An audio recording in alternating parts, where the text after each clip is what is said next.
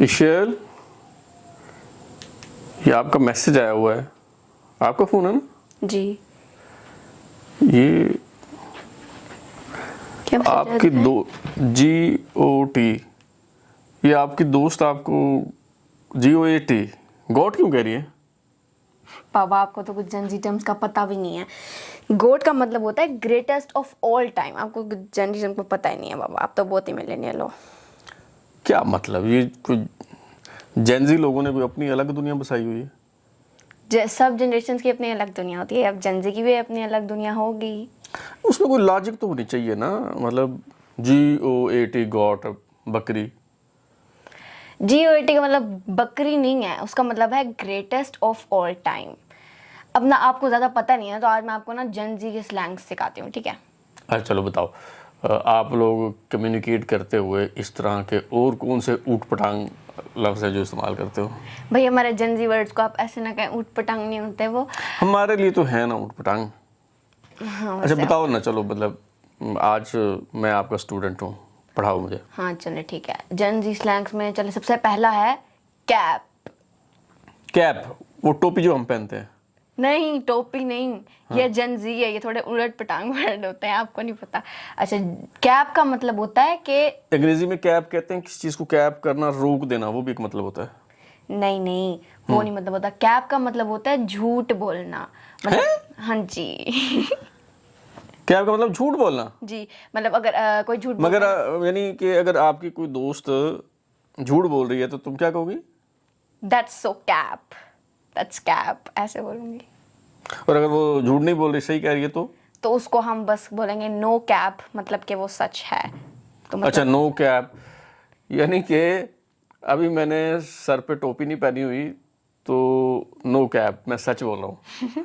हैं? अगर टोपी पहनी हुई है। देखिए, मैं आपको बताती हूँ, टोपी पहनाने को झूठ बोलते हैं ना, हम्म। तो टोपी मतलब कैप का मतलब। अच्छा अच्छा अच्छा, वो टोपी पहनाना, जी, उससे ये है। हाँ हाँ हाँ। जनजी में लॉजिक होता है थोड़ा सा, बस यहाँ समझने की जरूरत है, थोड़ी मुश्किल है जनजी। यहाँ तो जो लॉजिक है, लेकिन मैंने और बड़ी बकवास किस्म की वो चीजें सुनी हैं। वो एक डेलू शेलू पहलू, पता नहीं क्या होता है। वो होता है डेल्यूलू। हाँ, वो थोड़ा अजीब है वैसे, लेकिन डेल्यूलू का मतलब होता है डिल्यूजनल, मतलब कि अगर कोई इंसान अपने दिमाग में ऐसे फजूल, मतलब ऐसे ख्यालात बना के खुद ही उन्हें इमेजिनरी वर्ल्ड बना लेते, तो उसको डेल्यूलू कहते हैं। मतलब you are so delulu. Delusion, एक मिनट रुको, डिल्यूजनल मतलब कि किसी खब्त, किसी वहम, किसी गलत फहमी मुगालते में कोई शख्स मुब्तला है तो उसे आप लोग कहते हो डिलू। डेल्यूलू। ओ डिल्यूलू। अच्छा ठीक है। और इसका अपोजिट क्या है? इसका ऑपोजिट नहीं है, लेकिन वैसे इसके इसके जैसा एक वर्ड है उसका, उसको हम बोलते हैं सोल्यूलू। सोल्यूलू का मतलब होता है सॉल्यूशन। जो अच्छा, अब मैं समझ रहा था सुलूलू यानी जो आहिस्ता हो, slow. Delulu is the solulu भी बोलते हैं। Delusional, delusion is the solution अच्छा। Of depression. और मैंने किसी ना वो कभी कोई ऐसे सुनता रहता हूँ और मतलब अक्सर हैरान होता हूँ कि ये क्या बकवास है। वो मैंने एक लफ्ज़ सुना था, क्रिंज। हाँ, क्रिंज जनजी का बहुत ही फेवरेट वर्ड है, मतलब वो हर चीज़ जो भी उनको बुरी लगती है, डिस्कस्टिंग, ऐसे मतलब डिस्कस्टिंगली फनी, मतलब मिक्सचर होता है उनका, उसको हम क्रिंज बुलाते हैं। और कोई लफ्ज़? मतलब और जैसे क्लॉकेड। ये मेरा अच्छा फेवरेट वर्ड है। अच्छा, फिर क्या? क्लॉकेड। अच्छा, साथ में ये ऐसे करना भी ज़रूरी है? जी, ऐसे क्लॉकेट करना जरूरी है। कैसे? क्लॉकेट। Clocked girl, clocked. अच्छा, इसका मतलब क्या है? यानी इसका वो क्लॉक हम कहते हैं जो दीवार पे घड़ी लगाते हैं ना, घड़ियाल जिसको हम कहते हैं, उसको हम क्लॉक कहते हैं। क्लॉकेट क्या मतलब? तो मतलब क्लॉकेट का मतलब होता है कि जैसे अगर आपने कोई बात की है, मतलब आपने बोला जनजी बहुत अच्छी होती है, तो मैं बोलूँगी आपने इतनी प्यारी बात कर दी है, तो हमें उसको संभाल के तो रखना ही चाहिए ना। वाह वाह, तो अच्छा। अब हम उसको क्लॉकेट बुलाते हैं, मतलब कि अब आप बोलो जनजी बहुत अच्छी है। ये तो मैं नहीं बोल सकता, बहुत मुश्किल है। अच्छा, लेकिन ये अजीब गरीब नहीं, क्लॉकेट, क्लॉकेट यानी चलो कहो लॉकेट, तो वो तो ठीक है, इस बात को लॉक कर दोगे, बहुत अच्छी बात है। भाई जनजी थोड़ी स्पेशल है, तो वो थोड़े नए नए वर्ड्स बनाती है, उसका लॉजिक फाइंड करना थोड़ा मुश्किल होता है भाई। अच्छा, और कोई इस तरह का लफ्ज? मतलब और होता है एक लफ्ज जो मैंने आपके मुंह से सुना है मेरे ख्याल में, मेरे ख्याल आपसे सुना है मैंने, फ्लेक्स। फ्लेक्स, यस, फ्लेक्स मेरे लिए बहुत इंपॉर्टेंट है, क्योंकि फ्लेक्स होता है मतलब शो ऑफ तो एक नेगेटिव टर्म है ना, शो ऑफ का पॉजिटिव वर्ड फ्लेक्स होता है। मतलब कि मुझे बाबा ने, मैं चॉकलेट आइसक्रीम का, बाबा ने मुझे पूरा उसका टब ला के दे दिया, मैं अपनी फ्रेंड्स को ऐसे हर वक्त फ्लेक्स मारती रहूंगी कि देखो मेरे बाबा कितने अच्छे अच्छा, ये शो ऑफ नहीं है? हैं। मतलब शो ऑफ की पॉजिटिव टर्म है। ओ यानी कि है तो शो ऑफ ही, लेकिन उसको आपने पॉजिटिव बना लिया। जेंजी ने बहुत चीज़ों को पॉजिटिव बनाया है, मिलेनियल ने तो सब कुछ नेगेटिव कर दिया था। अच्छा, कुछ वर्ड हैं ये जो जेंसी लोग हैं वो मतलब सत्यानाश ही कर दिया है बस पूरी कम्युनिकेशन का। कुछ लफ्ज़ हैं वो जो शॉर्ट फॉर्म में जो है वो इस्तेमाल करते हैं, जैसे कि SUS मेरे ख्याल में वो किस लिए यूज़ होता है? SUS, सस, मतलब सस हमारे, हम तो पंजाबी में कहते हैं सस सास को, मदर इन लॉ। नहीं भाई ये वो वाला सस नहीं है, ये है सस्पिशियस वाला सस, मतलब अच्छा, वो आपको जो मशकूक। जी, उसकी ओके। Short form. और आपको पता है अंक किसको कहते हैं? अंक जी, यानी स्पेल करो। UNC। UNC, अंक। आप इसको पता लगा सकते हैं। Unconditional. No, it was very easy but you couldn't find it out. ओ भाई, मेरा तो पर जलते हैं, मेरा तो पहुंचना बहुत मुश्किल है। भाई अंक का मतलब होता है अंकल। Yes, very good.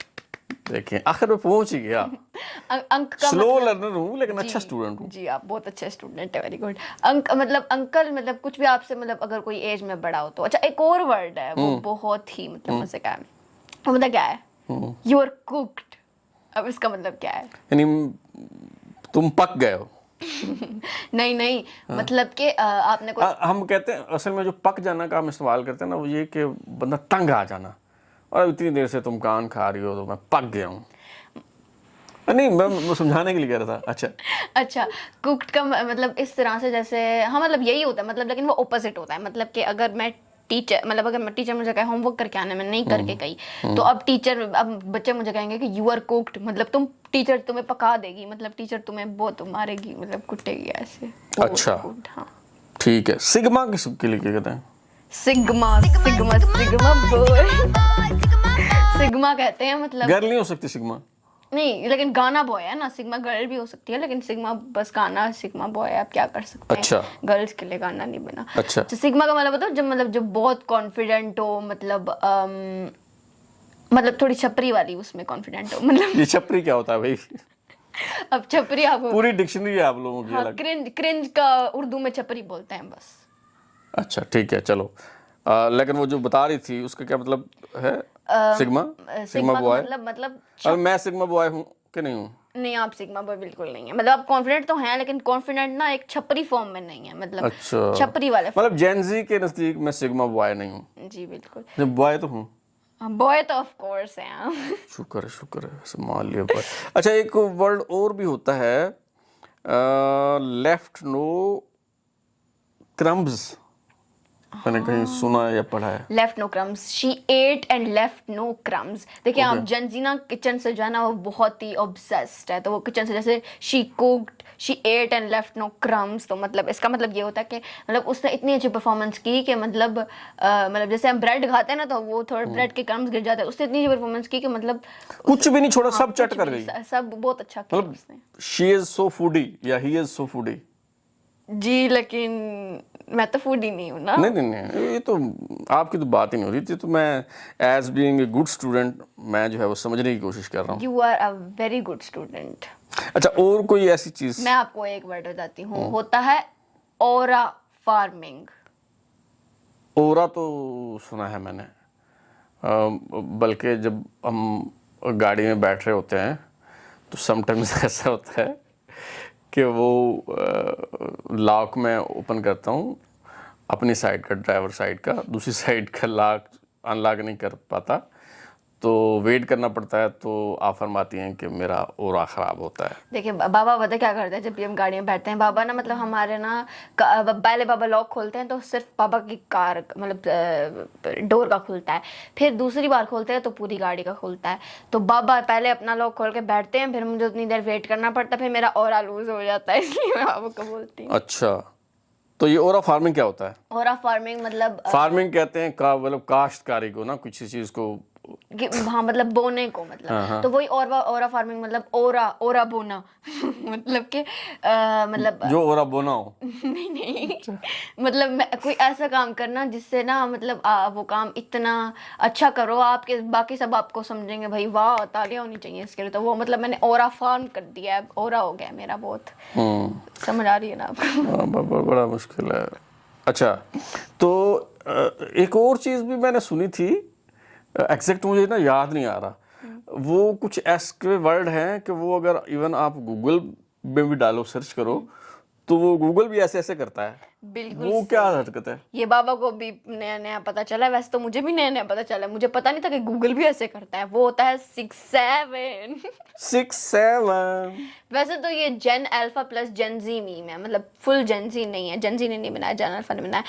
अक्सर वैसे जेन अल्फा अच्छा, यानी वो कौम जो आपसे भी आगे है जी, वो पागलपन जिसने आपको भी पीछे छोड़ दिया है। पागलपन में